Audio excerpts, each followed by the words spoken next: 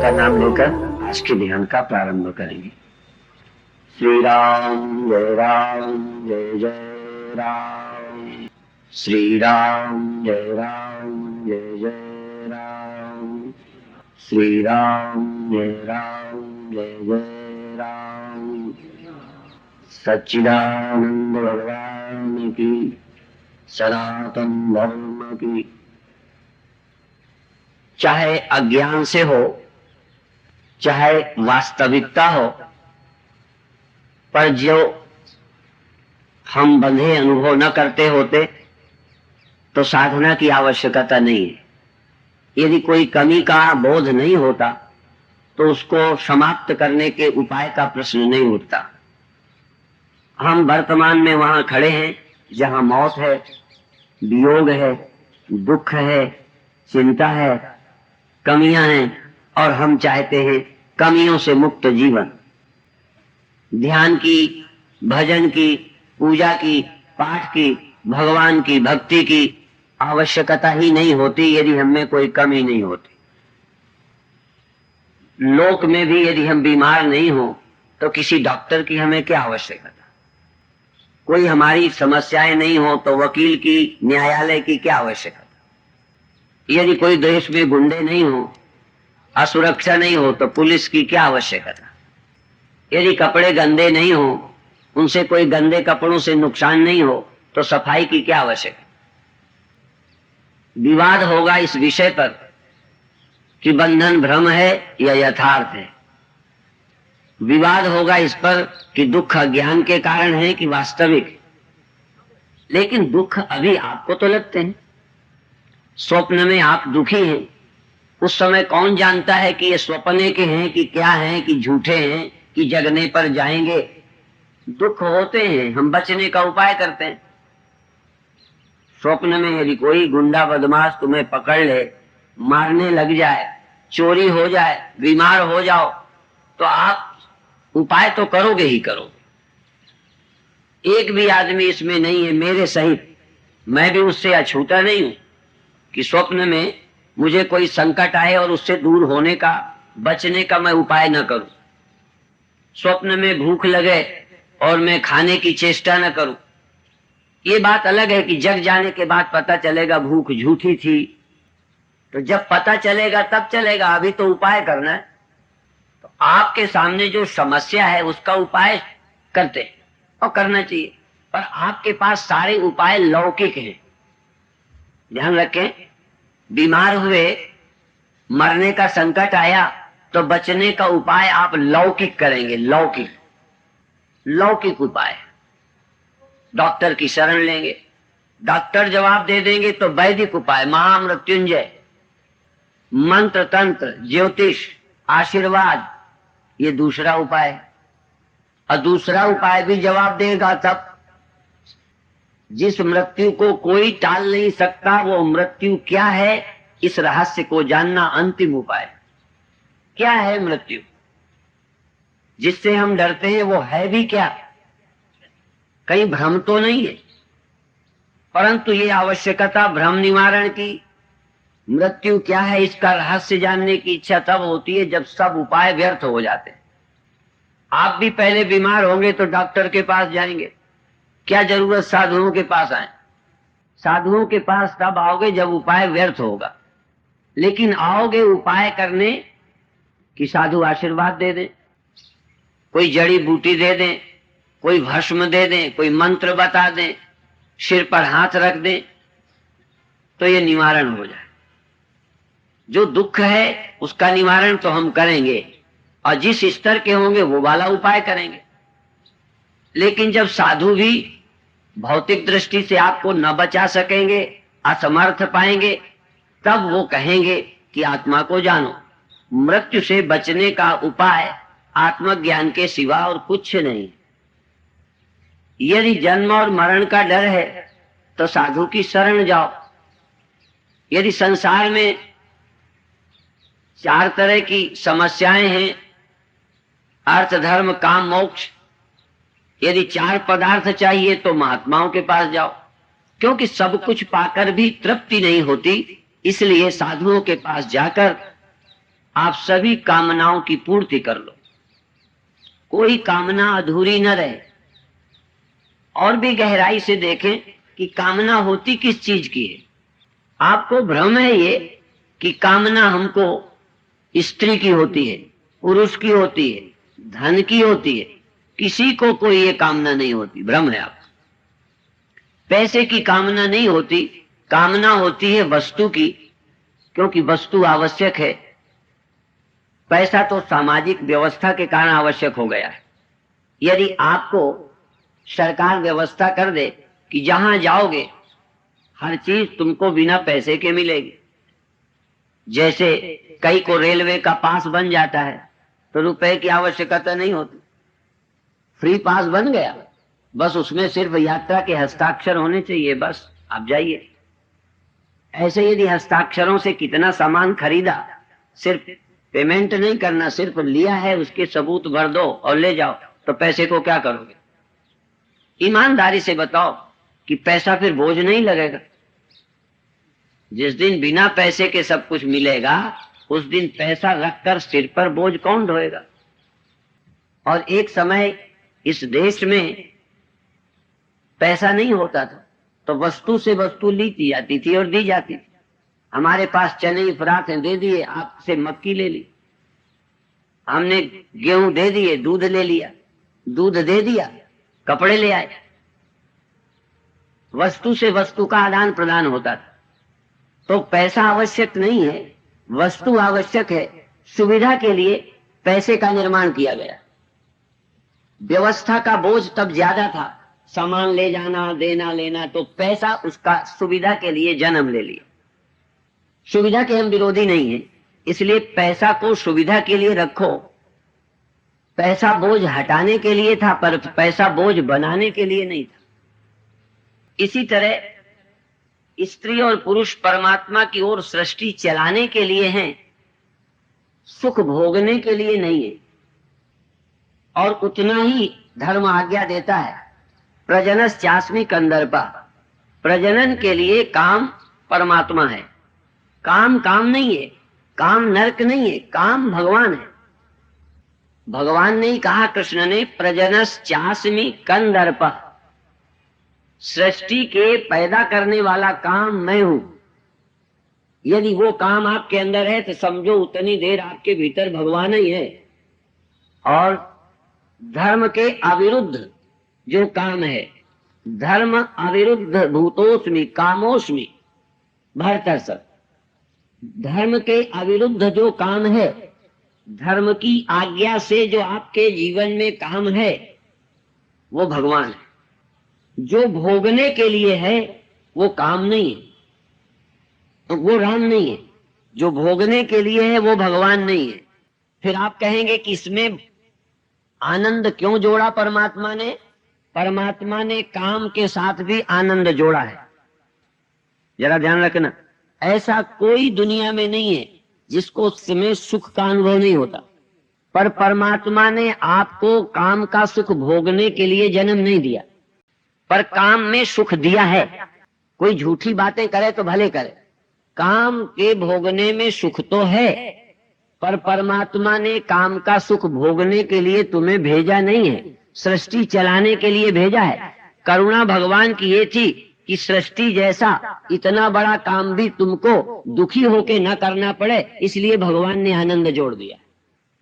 आपको दांत चलाने में, दांत रगड़ने में, बार बार मुंह चलाने में भी भगवान को तुमसे हाथ न जोड़ना पड़े कि रोटी खा ले, मनाना न पड़े, फुसलाना न पड़े, गिड़गिड़ाना न पड़े। इसलिए परमात्मा ने आनंद जोड़ दिया कि अब तुम्हारे बाप आराम से खाएंगे।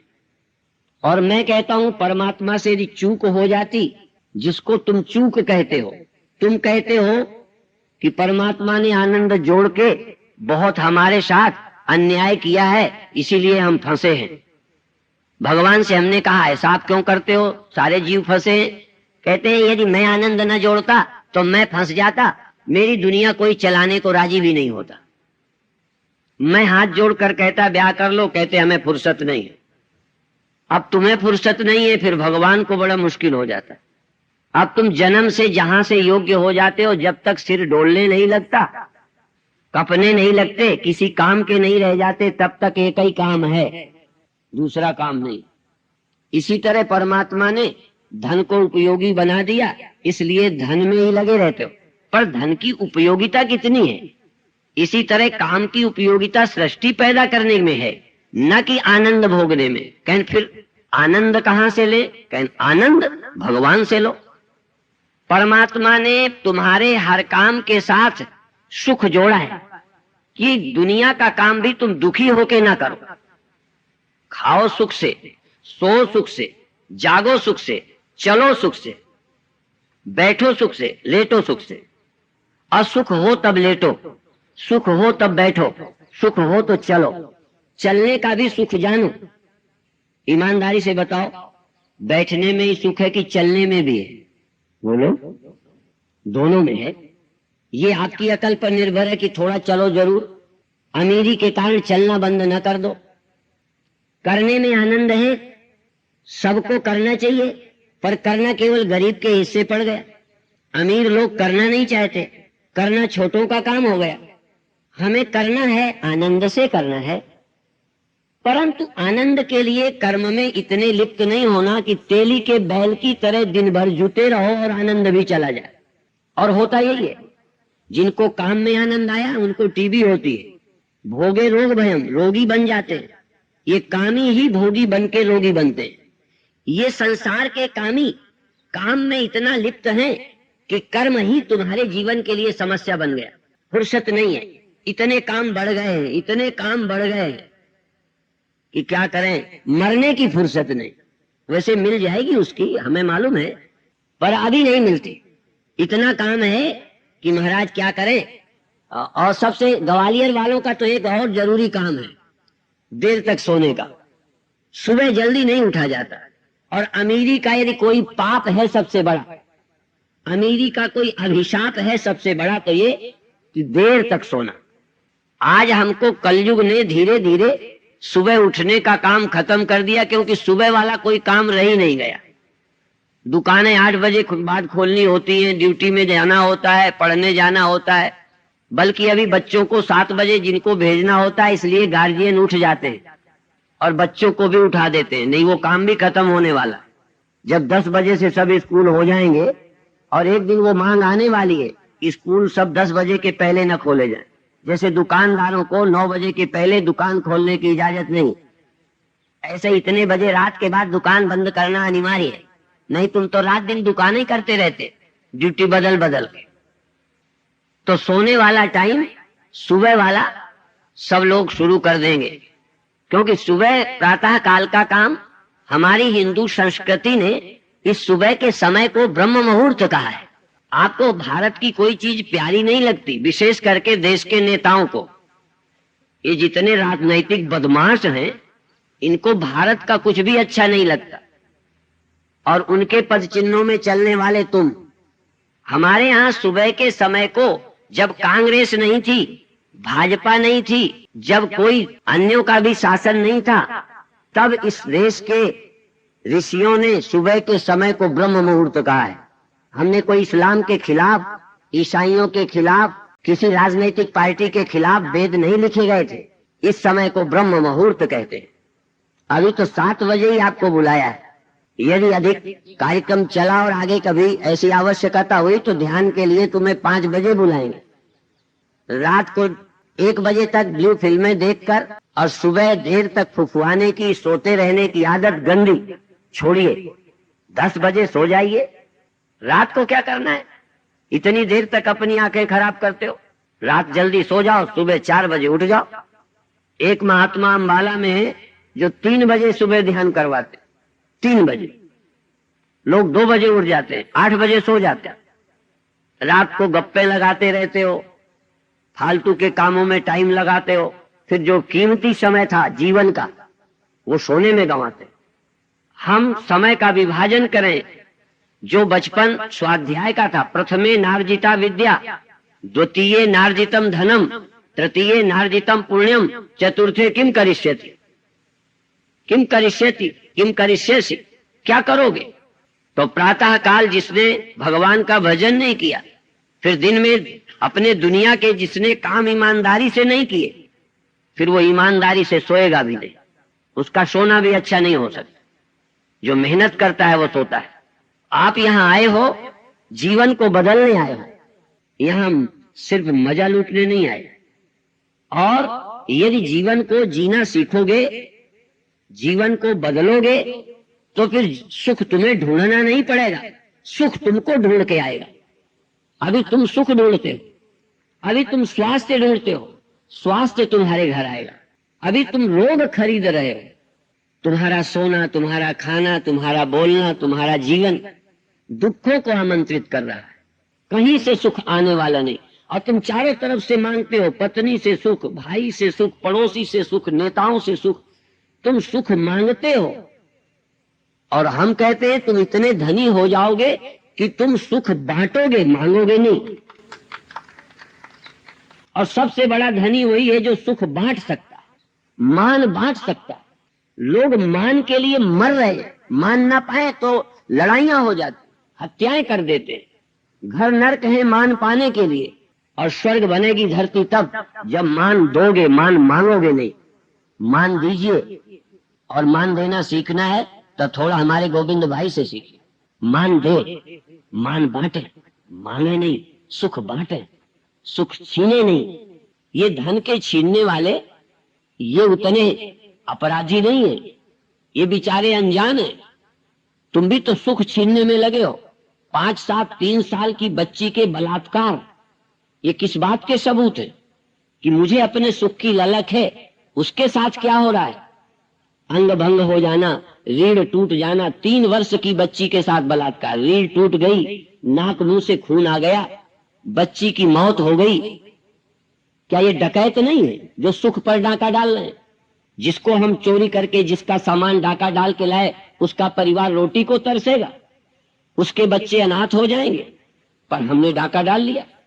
ये ग्वालियर, भिंड, मुरैना, लोग कहते हैं डकैतों का इलाका है। मैं तो कहता हूं सारी दुनिया ही डकैतों की है कौन यहाँ दानी?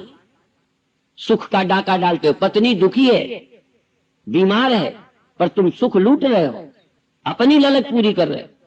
हम हाथ जोड़ के कहते हैं हमें भूख नहीं है, इच्छा नहीं है, पेट भरा है, नुकसान करेगा। आप कहते हो नहीं, आपको तो खाना ही पड़ेगा। आप अपनी ललक पूरी करने के लिए मुझे बीमार करते हो खिलाकर। आप समझते हो मैं धर्मात्मा हूं। दूसरे को दुख देने वाला और सुख लूटने वाला अधार्मिक है। जो दुख देता है अपने आचरण से और सुख लेना चाहता है दूसरों से, वो चोर है, वो डकैत है। चोर वो है जो चालाकी से ले लेता है, डकैत वो है जो जबरदस्ती लेता है। आपको हम दानी बनाने आए और शुरुआत करनी है देने की, और दोगे तो बढ़ेगा। प्रेम, सुख और विद्या, प्रेम, सुख और विद्या, ये 2-3 ऐसी चीजें हैं कि देने से घट कभी सकती नहीं, बढ़ती ही जाएंगी। विद्या, सुख और प्रेम। और सच बताऊं, मान आप देकर देखो, न ज्यादा मिले तो कहना, पर हिम्मत नहीं पड़ती। लगता है हम दे, वो पता नहीं उधर से आएगा कि ना आएगा। पहले बनिया ही शुरू, तौलने लगे।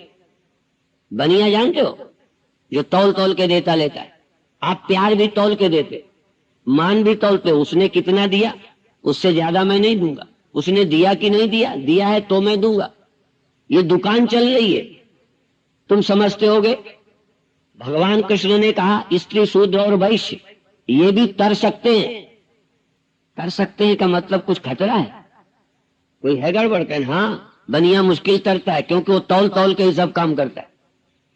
उसको आदत तौलने की है, नाप नाप कर लेने देने की है। वो अपने जीवन को जुए की तरह नहीं लगाता कि अपने को दांव में लगा दे। आप बांटिए, लूटिए नहीं, बांटिए।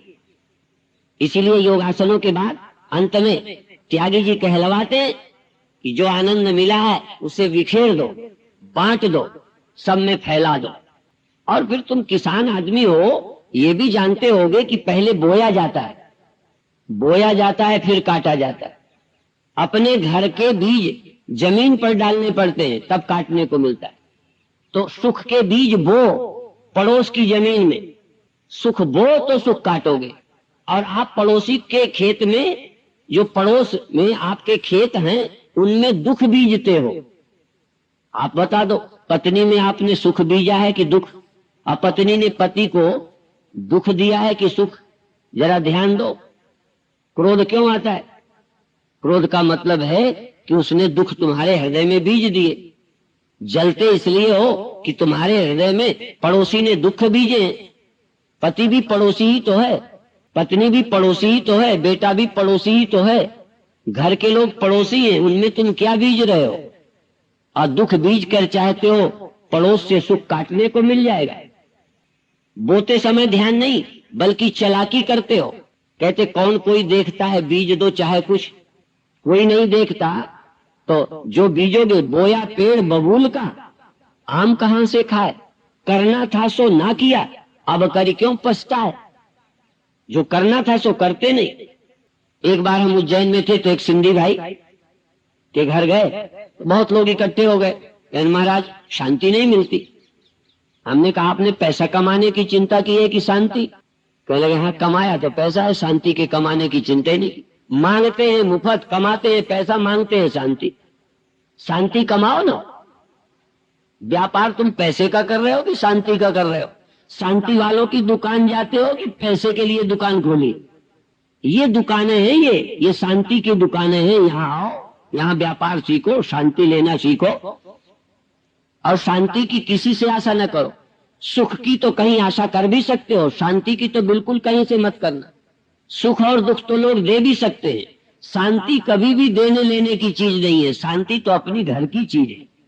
शांति तुम्हारी पत्नी है, शांति घर वाली है। शांति कहीं मांगो मत। एक मुझे कहानी याद आ गई, शांति की तो नहीं है पर विपरीत है। एक आदमी की घरवाली खो गई थी, बेचारा ढूंढता फिरता था जैसे राम की खो गई थी, ऐसे ढूंढता फिरता था। कई बड़ा हमदर्दी वाले, सौहार्द वाले व्यक्ति मिले, करुणावान मिले। कहने लगे भाई नाम क्या था? तुम्हारा क्या नाम है? कहने मेरा नाम तो बेवकूफ है, मेरा नाम बेवकूफ है। कहने पत्नी का क्या नाम है? कहने उसका नाम तो फजीहती था, फजीहती। कहीं फिर ढूंढने की क्या जरूरत है, वो तो ऐसे ही मिल जाएगी। तुम बेवकूफ हो, फजीहती बेवकूफों को तो मिल ही जाती है, पीछे पीछे फिरेगी, जहां जाओगे तहां मिलेगी, ढूंढने की जरूरत नहीं है। तो जैसे बेवकूफों को फजीहती मिलती है, तैसे ही लेने की आशा जब छोड़ देते हैं तो शांति एक ऐसी चीज है जो बाहर से नहीं मिलती। सुख बाहर से मिलता है, शांति बाहर से नहीं मिलती। इसलिए आशा छोड़ दो। तुम सब जगह से आशा छोड़ दो, चैन मिल जाएगी। पर समय अधिक लग जाएगा आज, इसलिए अब मैं थोड़ा ध्यान का प्रयोग आज कराऊं और कल बाकी चर्चा करेंगे। प्रातः काल की चर्चा साधना की है, चिंतन की है, बाजार नहीं है। शाम की सभा में सब लोग आ जाएं, भीड़ भाड़ आ जाए, इसलिए सुबह मैंने बुलाया है। आप ये ध्यान रखो, सुबह मैंने बुलाया, मेरी इच्छा है कि तुम आओ, क्योंकि सुबह ब्रह्म मुहूर्त में अमृत बटेगा, ब्रह्म मिलेगा, भीतर के पर्दे खुलेंगे, अंतः जागरण होगा। मानव का जागरण, मानव को संस्कारित करना, मानव का विकास करना, यही विज्ञान है अध्यात्म का। दुनिया का विकास करना, दीवालों का विकास करना, सामान का विकास करना, ये भौतिक विज्ञान का क्षेत्र है। पर मानव का विकास भौतिक विज्ञान से नहीं होता, ये ध्यान रखना। बिल्डिंग बढ़ जाने से मानव का विकास नहीं होता, मशीनें बढ़ जाने से मानव का विकास नहीं होता। मानव तो महत्वहीन होता जा रहा है। ट्रैक्टर आए, बैल बर्बाद हो गए, मशीनें आई, आदमी बर्बाद हो रहा है। कुछ दिनों के बाद तो नौकरों की जरूरत नहीं होगी, मशीनें काम करेंगी, आदमी बेकार हो जाएगा। विज्ञान मनुष्य को बेकार करता है, मनुष्य का श्रम छीनता है, मनुष्य की आवश्यकताएं इतनी पूरी कर देगा कि मनुष्य आवश्यक सुविधा में दब के मर जाएगा। एक समय हम गरीबी में मरे हैं, अब गरीबी में नहीं मरेंगे, धीरे धीरे वो समय आएगा कि अमीरी में मरेंगे। पर मरेंगे नहीं, जिएंगे नहीं। जीना सीखना है तो जगत में नहीं है, वो संतों की शरण में ही जीना सीखने को होगा। और संत कहां से विद्या लाते हैं? वेद से, उपनिषद से, गीता से, ग्रंथ से। और ये आए कहां हैं? जो त्रिकालज्ञ पुरुष थे, जो जागृत पुरुष थे, जो इस सृष्टि के प्रभाव से ऊंचे थे, उन्होंने ये सत्य हमारे सामने रखा है। आप भी इस सत्य को यहां पा सकते हो। तो ध्यान के लिए एक सरल प्रयोग आज करेंगे, बहुत सरल। सबसे पहले बाधा है शरीर की। ध्यान में प्रारंभ में शरीर बाधा बनता है तो शरीर बाधा न बने। दूसरी बाधा है नींद की, तो नींद ना आए। और तीसरी बाधा है संसार में मन के भटकने की। तो ध्यान में शरीर को क्रियाशील कर लेंगे जिससे कुछ देर शरीर दर्द न करे, और इतना क्रियाएं आनंद से, उत्साह से करेंगे, उमंग से करेंगे कि निद्रा ना आए और प्रसन्नता जग जाए। कोई भी काम बिना प्रसन्नता के जो करोगे, बिना श्रद्धा के करोगे, तो उससे निद्रा नहीं जाएगा। बहुत प्रसन्नता से जब हम कोई काम करते हैं तो नींद चली जाती है, आलस्य चला जाता है। उत्साह से बिना किसी काम के कोई साधना नहीं है। और मैं ये भी बताऊंगा कि यदि तुम सुबह से शाम तक कोई भी काम साधना को श्रद्धा से करो तो सारा काम साधना है। साधना सिर्फ यहां न होगी, ये प्रातः काल तो साधना की रिहर्सल है, बाकी सारा दिन साधना। मनुष्य अकेला कर्मयोनि अर्थात करने का अधिकार लेके आया है। करना क्या? साधना। विवाह भी साधना, भगवान का काम करो। और फिर देखो कि पत्नी के द्वारा संतान, पति के द्वारा संतान के अलावा पति पत्नी का भोग नहीं, सिर्फ उपयोग। और अपने जीवन को आनंद में रखना। पत्नी भी तुम्हारे आनंद के बहाने तुम्हारी ऊर्जा को नष्ट न करे। धन भी तुम्हारी कर्म शक्ति को विलासिता में बर्बाद न करे। हमारा जीवन जो इतना कीमती है, भोग में नष्ट न हो जाए। योग की प्राप्ति का साधन भोग में नष्ट हो। एक जगह एक खेत में, अंगूरों के खेत में गधा घुस गया और सारी बेलों को चर रहा था, फलों को नोच रहा था। एक संत कहने लगे, अरे देखते हो भाई, देखते हो? अरे कहने लगे, तुम महात्मा हो, भगवान का भजन करो, इस किस चक्कर में पड़े हो? घुस गया होगा गधा। कहने लगे, न मेरा खेत है, न मेरा गधा है, न मेरा प्रयोजन है, पर मनुष्य का भोजन गधा खा रहा है, ये जरा पीड़ा हो रही है। तो ये कीमती जीवन जो मानव जीवन की साधना के लिए था, जो राम पाने के लिए था, वो काम में लग गया है। जो चिंतन करने के लिए था वो चिंता में डूबा पड़ा है। जो आनंद में जीने का था वो डिप्रेशन में पड़ा हुआ है। गधे को कोई डिप्रेशन नहीं है, घोड़ों को डिप्रेशन नहीं है, ये अभागे एक आदमी को ही डिप्रेशन, चिंता। जबकि मनुष्य को चाहिए था पशुओं की समस्या का समाधान कर देता। अपनी तो करना ही था। सारी सृष्टि की समस्याओं का समाधान करने के लिए भगवान ने पैदा किया था मानव को, और मानव अपनी ही समस्या में उलझ कर मर गया। आप कभी सोचिए, ये पढ़े लिखे आदमी जितना दुखी और उलझे हैं, उतना तो जानवर नहीं। जो तुम्हें अधिकार मिला था वही तुम्हारे लिए समस्या बन गया। तो 3 प्रयोग आज होंगे। पहला प्रयोग होगा श्वास लेते हुए, श्वास लेते और छोड़ते हुए। जैसे दौड़ते हो तो श्वास बंद रखते हो ना? बोलो। हाँ, मैं जानबूझ के उल्टा बोलता हूं कि तुम सीधा बोलोगे कि नहीं। हाँ, कई लोग सीधा बोल के हाँ करवाते, मैं उल्टा बोलता हूं कि जो गड़बड़ वाले होंगे कहने के हाँ। हमने कहा श्वास लेना बंद करके दौड़ते हो, तो कई लोग कहते हाँ महाराज, क्योंकि महात्माओं के आगे सब लोग ऐसे, मैं हाँ महाराज, हाँ महाराज। और यही एक जगह है जहां हाँ में हाँ नहीं मिलाना। तो जब हम दौड़ते हैं तो श्वास लेना बंद नहीं रहता। ऐसे हम शरीर को क्रियाशील करेंगे। आज दूसरे ढंग से, कल दूसरे ढंग क्रियाशील करेंगे। और पैर भी, हाथ भी, श्वास भी लेते रहेंगे, केवल ऊपर का नहीं, नीचे का भी। ये पैर भी खूब जोर जोर से। अभी आंखें खोले रखो पर ध्यान देह में रखो। आंखें खोले रखो पर देह में ध्यान। पैर खूब, अभी पैर खूब हिलाओ। ये कोई जंघा जमीन पे नहीं रहनी चाहिए, खूब यूं पटको, पूरे शरीर को हिला डालो। और जब मैं कहूंगा रुक जाओ तब रुकना। अब रुक जाओ, अब ध्यान दो, श्वास तेज है कि धीमी है, ध्यान रखो, श्वास का ध्यान दो। थोड़ी देर राहत जब मिल जाए, श्वास लेने की आवश्यकता सामान्य हो जाए, तब फिर शुरू करना है। अभी थोड़ा कराया है जान के, थोड़ा सा। और जब श्वास नॉर्मल हो जाए तब फिर करो, शुरू करो। घिसा पीटा कोई ऐसे ही नहीं है, ऐसे ऐसे करो, आपकी मौज है, ऐसे करो, ऐसे करो। बगल वाले का भर ख्याल रखना बस। बोलिए जोर जोर से, खूब जोर जोर से। कल शोभा यात्रा में एक दो नच रहे थे, एक एक अंग को हिला डाला। आपका कोई अंग, नस भीतर की बचनी नहीं चाहिए जिसको धक्का नहीं मारा, जिसको हिलाया नहीं, ऐसे वैसे ऐसे वैसे घिसा पीटा कोई नियम नहीं, शरीर की नस नस में। अब रुक जाएं, अब ख्याल करें हृदय की धड़कन, श्वासों की चाल, शरीर में रक्त प्रवाह, शरीर में जड़ता की कमी, भीतर प्रसन्नता, कैसा लगता है उसको ख्याल करें। अब इस बार आंख बंद करके करना होगा, पर आंख बंद करवाऊं इसके पहले एक नया प्रयोग अभी बता दूं। बाद में जब मैं कहूंगा तब कि आप अपनी आंखें बंद कर ले, तब तर्जनी उंगली से आंख बंद करेंगे और अंगूठे से कान बंद करेंगे। बाकी उंगलियों को चाहे जहां रख लेंगे, चाहे मोड़ ले, चाहे गाल पे रख ले, चाहे आंखों के पास रख ले, जैसा मन करे तैसा करेंगे और तब आंखों के पीछे देखेंगे। ये बाद की बात है, क्योंकि फिर मैं बता ना पाता इसलिए पहले बता दिया। अब इस बार आंख बंद करके यही क्रियाएं जो की हैं और मन से मस्त होकर आंख बंद करके करेंगे और ध्यान को भीतर रखेंगे। बाद में मैं जब कहूंगा तो केवल शब्द के सहारे काम चलेगा, फिर आपको आंख खोलने की जरूरत नहीं होगी।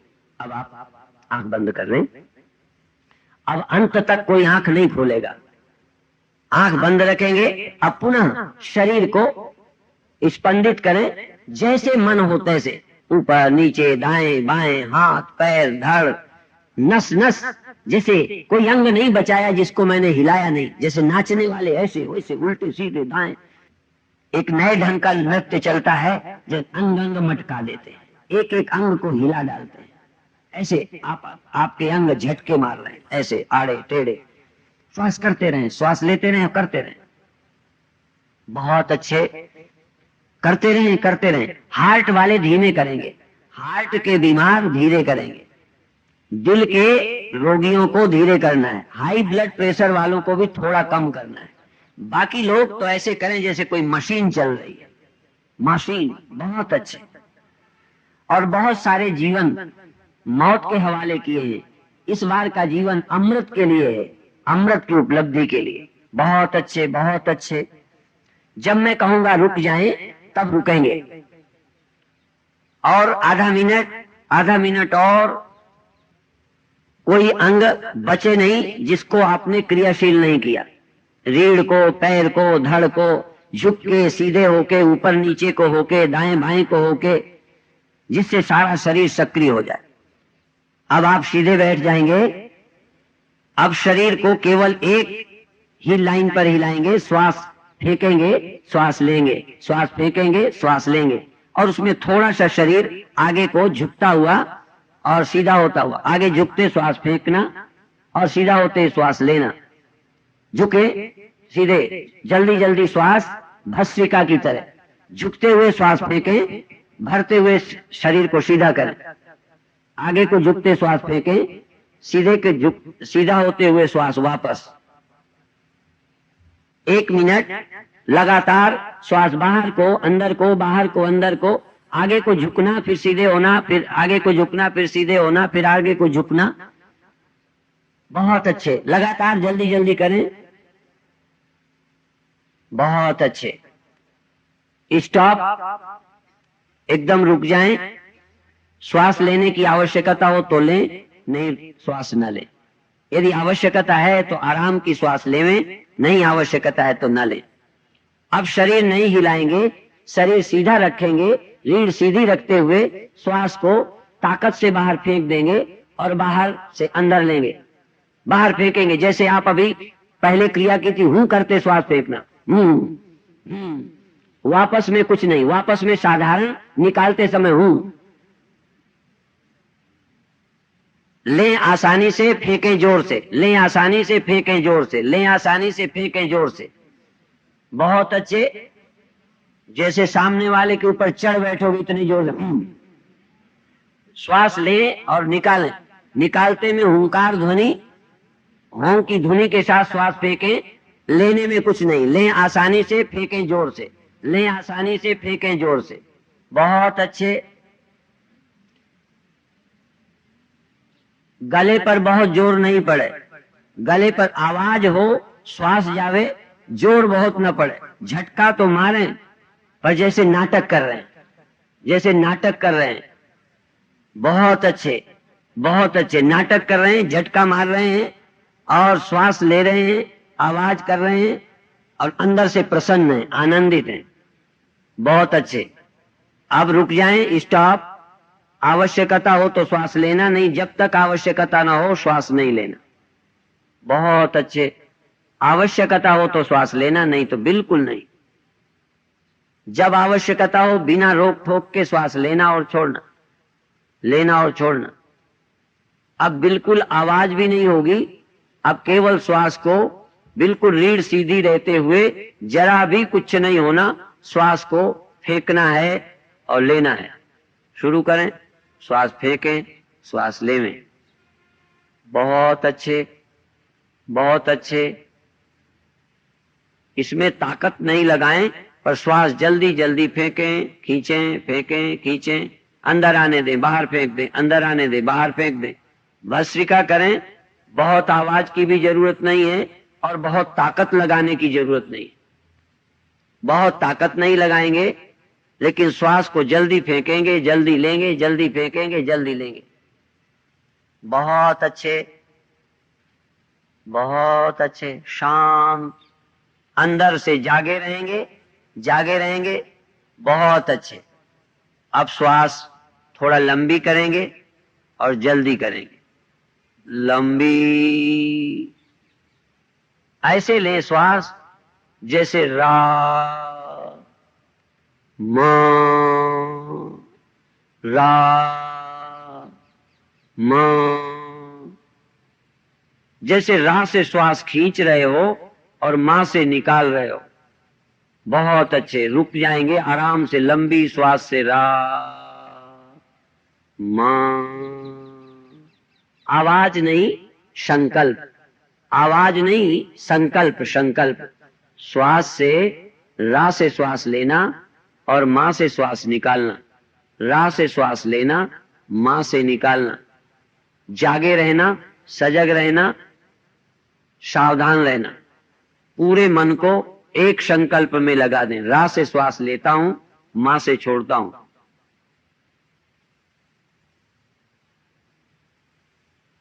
एकदम रुक जाएं, थोड़ी देर श्वास न लें। जब जरूरत हो तब फिर रा से श्वास लेना और मां से निकालना। जब जरूरत न हो रुक जाए। कुछ देर बिल्कुल रुकें, न श्वास लें और न छोड़ें। जब जरूरत हो फिर श्वास लेने लग जाएं। बहुत अच्छे, आनंद से। साधना का सूत्र अब आने वाला है। प्रसन्नता, एकाग्रता, सजगता। भीतर सावधान हो, एकाग्र हो और प्रसन्न हो। जो काम करना है प्रसन्नता से, साधना के संकल्प से। सब काम करते हैं पर साधना की भावना नहीं रहती। आज हम श्वास भी साधना की भावना से ले रहे हैं, प्रेम से ले रहे हैं, एकाग्रता से ले रहे हैं। संकल्प बहुत बड़ी साधना है। अब संकल्प है श्वास लेने का राम नाम से। रा से श्वास लेते हैं, मां से निकालते हैं। अब रा से जब श्वास लेवें तो लेने के बाद रुक जाएं, देर में मां निकालें। पहले रा, फिर रुक जाएं, फिर देर में मां। रा से श्वास लेवें, थोड़ा ठहरें, जितनी देर आराम से ठहर सकें ठहरें। श्वास लेना है आनंद से, ध्यान रखें। श्वास राम नाम से लेना है।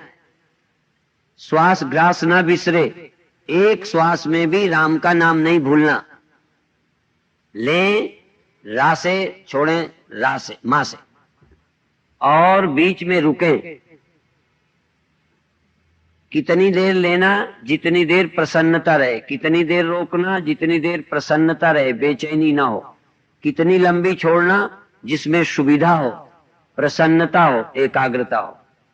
प्रसन्नता, एकाग्रता, सजगता। श्वास लेते समय, रोकते समय, छोड़ते समय। एक भी श्वास सजगता के बिना नहीं लेना, ध्यान के बिना नहीं लेना। तुम जागना, श्वास लेना, तुम जागना, श्वास रोकना। तुम जागना, श्वास छोड़ना। बहुत अच्छे। अब आखिरी साधना का क्षण आने वाला है। अब आप अपनी तर्जनी उंगली से अपनी दोनों आंखें बंद करें और अंगूठे से कान बंद करें। कान ऐसे बंद करें जैसे पहले बोतल काग से बंद करते थे। कानों को अच्छी तरह से दोनों अंगूठों से बंद कर लें और तर्जनी उंगली से अपनी आंखें बंद कर लें। बंद करने के बाद पूरे ध्यान को अपनी आंखों के पास ले जाएं, केवल देखने के लिए। केवल देखेंगे, बंद आंख देखेंगे। अभी तक बाहर देखते रहे, आज भीतर देखेंगे। और भीतर जो भी है सब अच्छा है। सांप दिखे, बिच्छू दिखे, आदमी दिखे, घोड़ा दिखे, शेर दिखे, चीता दिखे, अंधेरा दिखे, उजेला दिखे, रंग दिखे, भगवान दिखे, भीतर का सब कुछ दिव्य होता है। बाहर में अच्छा और बुरा दो होते हैं, ये अच्छा है और ये बुरा है। बाहर के संस्कार बस, भीतर कुछ भी दिखे उसे बुरा नहीं समझना। यदि शेर दिख जाए, जिनसे लड़ाई है वो दिख जाए, कोई ख्याल में आ जाए, चिंता मत करना। ये समझना भीतर का सब कुछ दिव्य है, बाहर का भौतिक अंदर का अभौतिक है। बाहर का स्थूल, भीतर का सूक्ष्म है। अब आंख बंद है तर्जनी से, कान बंद है अंगूठों से। लंबी श्वास भरना, थोड़ी देर रोकना, फिर छोड़ना। लंबी श्वास भर लो गले तक, आकंठ पूरा धड़ हवा से भर जाए। थोड़ी देर श्वास रोको और जब इच्छा हो तब छोड़ दो। फिर श्वास भर लो, फिर रोको, फिर छोड़ दो। देखते रहो आंखों के पास, दोनों भौं के बीच। लगातार देखो, एकटक देखो। देखना नहीं भूलना। श्वास भरना तब भी देखना आंखों के पीछे अंदर। जब श्वास रोकना तब भी देखना अंदर। जब श्वास छोड़ना तब भी देखना अंदर। और काम नंबर 2 के। नंबर 1 काम है देखते रहना, देखते रहना, देखते रहना। और पूरी छुट्टी है। जब जरूरत हो सब काम करो, लेकिन एक काम लगातार देखना। पैर बदलना भी पड़े, दर्द हो रहा है तो बदलो, लेकिन आंखों के पीछे देखना मत छोड़ो। देखते रहो, एक एक सेकंड देखो, एक टाइम। यह समय देखने में, देखने में, देखने में, देखने में। आपके मन होगा क्या देखना है? अपनी तरफ से कुछ भी नहीं देखना, जो दिखे सो देखना है। प्रकाश, अंधकार, रंग, देवी देवता, शेर, पेड़, पहाड़, गुफाएं, हरा, पीला, लाल, बैंगनी, सूर्य, चंद्रमा, तारे, search light, moon light, sunlight, कोई भी लाइट। पर सारी लाइटें किसी की हो, पर ये डिवाइन लाइट है। और भीतर कुछ भी हो, दिव्य प्रकाश। प्रकाश ही दिव्य नहीं है, दिव्य रूप। जो दिखता है वो दिव्य है। भीतर का आकाश दिव्य, भीतर के गुरु दिव्य, भीतर के भगवान दिव्य। बाहर सब कुछ भौतिक है, भीतर सब कुछ दिव्य है। और जो भीतर कुछ भी देख पाएंगे, कुछ भी दिखे, पर वो दिव्य है, भगवान की कृपा है। और जो भीतर कोई दिव्य अनुभव करेंगे, प्रसन्नता से, आनंद से। यहां तक यदि शैतान दिखे तो भी लगना कि ये भगवान मुझे शैतान बन के दिख रहे हैं, ये भगवान का ही रूप है। यदि प्रकाश दिखे तो ये बाहर का प्रकाश नहीं है, ये भीतर का दिव्य प्रकाश है। यदि भीतर गुरु का दर्शन हो तो ये भीतर के दिव्य गुरु है। बाहर का गुरु मरता है, भीतर का गुरु मरता नहीं। गायब तो होता है पर मरता नहीं। बाहर का सब कुछ मरता है, भीतर का प्रकट हो जाता है, तिरोहित हो जाता है, दिखने लगता है, दिखना बंद होता है, पर मरता नहीं। सूक्ष्म में लय तो होता है पर मृत्यु नहीं होती। बाहर हर चीज मर जाती है, इसलिए भीतर जो भी है दिव्य है, पवित्र है, चमत्कार है। भीतर का अंधकार भी चमत्कार, भीतर का प्रकाश भी चमत्कार, भीतर के रंग भी चमत्कार, भीतर के देवी देवताओं का दर्शन भी चमत्कार, भीतर के पेड़, पहाड़, गुफाएं भी चमत्कार। देखें, देखें, देखें। लगातार श्वास भरें। हाथों को टेढ़ा करना पड़े तो टेढ़ा करें, पर आंख बंद रखें। कुहनी झुका लें, कुहनी ऊंची कर लें, सीधी कर लें, आसन चेंज कर लें, पर आंख बंद रखें, कान बंद रखें। भीतर ध्यान टिकाएं, श्वास भरें, रोकें और देखें। श्वास भरना लक्ष्य नहीं है। श्वास भरना तो है, आती थी जरा लंबी ले ली, थोड़ा देर तक रोक ली, थोड़ी देर बाद छोड़ दी, पर लक्ष्य है देखना। श्वास लेना लक्ष्य नहीं, लक्ष्य है देखना, देखना, देखना। आकाश दिखे तो आकाश देखो, प्रकाश दिखे तो प्रकाश देखो, शून्य दिखे, खालीपन दिखे तो खालीपन देखो, अंधकार दिखे, धुंधलापन दिखे, बादल दिखे तो बादल देखो। जो देखना है आनंद से देखो। एक दिन में ही आपको चमत्कार होने लगेंगे, एक दिन में ही बहुत कुछ होगा। श्वास भरना आवश्यकता अनुसार, यदि श्वास भरने और रोकने में आंख में दर्द होवे तो उंगली को थोड़ा सा बदल के रखो, जगह चेंज करो। यदि श्वास भरने से नाक फटती है, श्वास भरने से रोकने से नाक फटती है, आंख में दर्द होता है, तो उंगली को थोड़ा ढीला रखो। कभी कड़ी करो उंगली, कभी ढीली करो, कभी आंख दबाओ, कभी कम दबाओ। श्वास भरो, रोको और छोड़ो। ध्यान रखो, धीरे धीरे आंखों में दबाव घटता जाए, आंख बंद रहे। और यदि दर्द होता है तो उंगली की जगह थोड़ा थोड़ा खिसकाना चाहिए, जगह बदल देना चाहिए उंगली की। नसें गलत दबती हैं तो दर्द होने लगता है। ज्यादातर श्वास भरकर जब रोकते हैं तब नाक की नसें फटती हैं, किंतु फटती हो तो थोड़ा परिवर्तन करो, पर श्वास भरकर थोड़ा जरूर रोको फिर छोड़ो, थोड़ा भरो रोको फिर छोड़ो, देखते रहो। बहुत अच्छे। अब धीरज से शांत हो जाएं, केवल देखें, मौन हो जाएं, शांत हो जाएं। अब कुछ न करें, सिर्फ देखें, शांत हो जाएं।